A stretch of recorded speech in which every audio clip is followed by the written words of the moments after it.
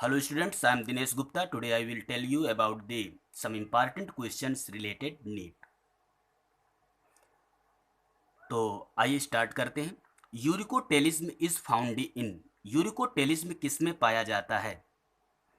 Fishes and fresh water protozoans पर, कि mammals and birds पर, कि बर्ड्स, रेप्टाइल्स, इंसेक्ट पर, या फिर फ्रॉग्स एंड टैडपोल्स पर। तो गेस करिए इसमें कौन सा आंसर सही होना चाहिए। इसका राइट आंसर है बर्ड्स, रेप्टाइल्स एंड इंसेक्ट।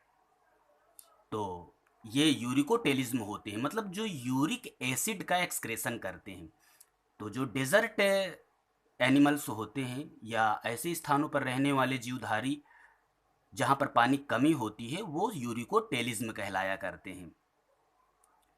तो ये इसके याद करने का यहाँ पर आप याद कर सकते हैं बीर से। वो लोग बीर होते हैं जो डेजर्ट या पानी की कमी वाले स्थानों पर पाए जाते हैं। BIR मतलब birds, insects and reptiles. Next question, duodenum has characteristic Brunner's gland which secrets to hormones called. मतलब डुओडेनम के पास ब्रूनर ग्लैंड होती है जिससे दो हार्मोन्स निकलते हैं, उसे हम क्या कहेंगे? तो इसको काइनेज या फिर एस्ट्रोजन कहेंगे, या फिर सेक्रेटिन कोलेसिस्टोकाइनिन कहेंगे, या प्रोलैक्टिन पैराथार्मोन कहेंगे, या फिर एस्ट्राडियाल प्रोजेस्टेरॉन कहेंगे। तो इसको बी आंसर करेक्ट करेंगे। इसमें हम इसको याद करने के लिए हम याद कर लेंगे BSC मतलब ब्रूनर ग्लैंड से दो हार्मोन निकलते हैं, एक को सेक्रेटिन कहते हैं और एक को कोलेसिस्टोकाइनिन कहते हैं। तो यहाँ से ये याद कर लेना। नेक्स्ट क्वेश्चन है कि विच one of the following pairs is not correctly matched. मतलब इनमें से कौन सा पेयर है जो करेक्टली मैच नहीं है? याद रखना है, करेक्टली मैच नहीं है। तो फर्स्ट ऑप्शन है विटामिन B12, इसके संग है परनीसियस एनीमिया। सेकंड है विटामिन B6, इसके अंतर्गत है लॉस ऑफ एपेटाइट। और थर्ड है विटामिन B1 बेरी। फोर्थ है विटामिन B2 पेलाग्रा। तो इसका राइट आंसर है vitamin B6 loss of appetite. ये ऑप्शन इस पर सही है। बाकी ये सब मैच्ड है, ये मिस मैच है। करेक्टली नॉट करेक्टली मैच ये पूछा गया है। तो vitamin B6 loss of appetite ये है। नेक्स्ट क्वेश्चन, अच्छा इसमें यहाँ पर बी विटामिन आया हुआ है, तो विटामिन B और C ये वाटर सोल्यूबल विटामिन होते हैं। Next question, when CO2 concentration increases breathing becomes. जब CO2 कंसंट्रेशन बढ़ जाता है तो ब्रीदिंग बिकम्स श्वसन पर क्या प्रभाव पड़ता है? तो जो श्वासोच्छ्वास या श्वसन की प्रक्रिया होती है वो फास्टर एंड डीपर हो जाती है, मतलब तेज हो जाती है और गहरी हो जाती है। सीधी सी बात, अगर कार्बन डाइऑक्साइड ज़्यादा मात्रा में होगा और ऑक्सीजन कम होगा तो हमें ऑक्सीजन लेने के लिए तेजी और गहरी सांस लेनी पड़ती है। तो इसका राइट आंसर ये हो जाएगा।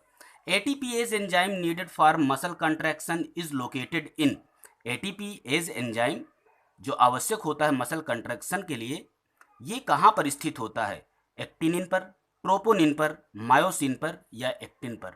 तो ये मायोसिन पर स्थित होता है। नेक्स्ट क्वेश्चन,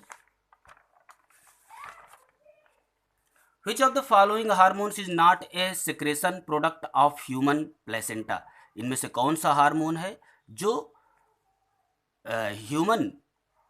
ह्यूमन प्लेसेंटा का प्रोडक्ट नहीं है, सेक्रेशन नहीं है उसका? तो फर्स्ट है ह्यूमन कोरियोनिक गोनेडोट्रोपिन, सेकंड है प्रोलैक्टिन, थर्ड है एस्ट्रोजन और फोर्थ है प्रोजेस्टेरॉन। तो यहाँ पर इसका राइट आंसर है प्रोलैक्टिन। ये जो तीनों हार्मोन हैं, ह्यूमन कोरियोनिक गोनेडोट्रोपिन, एस्ट्रोजन और प्रोजेस्टेरॉन, ये तीनों प्लेसेंटा से निकलते हैं, लेकिन जो प्रोलैक्टिन है वो एंटीरियर पिट्यूटरी से निकलता है। नेक्स्ट है which one of the following is catecholamine. मतलब इनमें से कौन सा कैटेचोलामीन के अंतर्गत आता है? एपिनेफ्रिन, प्रोजेस्टेरॉन, प्रोस्टाग्लैंडिन्स या फिर एस्ट्रोजन? तो एपिनेफ्रिन इसके अंतर्गत आता है। एपिनेफ्रिन एपिनेफ्रिन और नार एपिनेफ्रिन दोनों को हम कैटेचोलामीन्स कहते हैं। अच्छा, एपिनेफ्रिन कहाँ से निकलता है?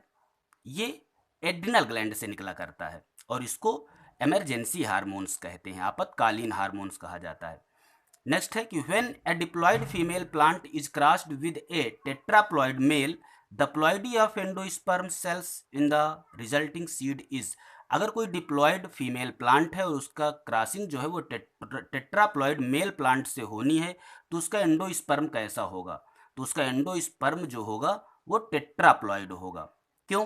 क्योंकि जो फीमेल प्लांट है वो डिप्लॉयड है और जब उसमें मियोसिस होगी और उसके बाद पोलर न्यूक्लियाई बनेंगे तो वो कैसे होंगे? हैप्लॉयड होंगे, मतलब हैप्लॉयड एन होंगे। और इसके बाद यहाँ पर टेट्राप्लॉयड मेल है तो इससे जो मेल गैमेट बनेंगे वो कैसे होंगे? मियोसिस के बाद वो डिप्लॉयड होंगे, डिप्लॉयड होंगे। तो डिप्लॉयड वो हो गए तो वो 2n हो गए। अब पोलर न्यूक्लियाई 2 होते हैं तो n+n, और ये पोलर न्यूक्लियाई के साथ जब ये मेल गैमेट मिलेगा तो पूरा 4n हो जाएगा, इसलिए टेट्राप्लॉयड होगा एंडोस्पर्म इसका। Next question, chemically hormones are, chemically जो हार्मोन्स होते हैं उनका नेचर कैसा होता है? बायोजेनेटिक एमीन्स ओनली कि proteins steroids, and biogenetic amines कि प्रोटीन्स ओनली कि स्टेरॉइड्स ओनली। तो इसका राइट आंसर है proteins, steroids and biogenetic amines, ये सब होते हैं हार्मोन्स। अच्छा, जो एंजाइम्स होते हैं वो केवल प्रोटीन स्वभाव के होते हैं। और हार्मोन्स के बारे पर क्या खास बात है?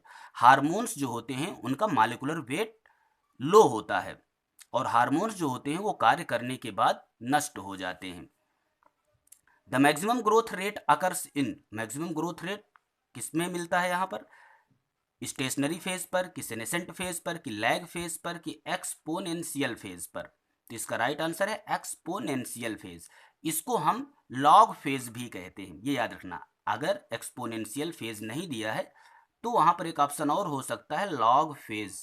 ये ग्रोथ के बारे पर आपको यहाँ पर बता दें, जैसे ये ग्रोथ कर्व होता है इस प्रकार से, तो ये ऐसे कर्व बनता है, सिग्माइड कर्व होता है ये। तो इसमें जो ये स्टेज है ये लैग कहलाया करती है, लैग। और ये जो ग्रोथ हो रही है इसको हम एक्सपोनेंशियल फेज कहते हैं या लॉग फेज कहते हैं। तो यही यहाँ पर सबसे ज़्यादा ग्रोथ होती है और इसको हम स्टेशनरी फेज कहते हैं। फिर वृद्धि रुक जाती है और इसके बाद फिर सेनेसेंट फेज आ जाती है जिसमें मृत्यु अवस्था होती है वो। इस प्रकार से आप इसमें याद कर सकते हैं। कितनी फेज हो गई? 3, लैग, लॉग और स्टेशनरी फेज। तो लॉग फेज में ग्रोथ मैक्सिमम होती है और लॉग फेज को हम एक्सपोनेंशियल फेज कहते हैं।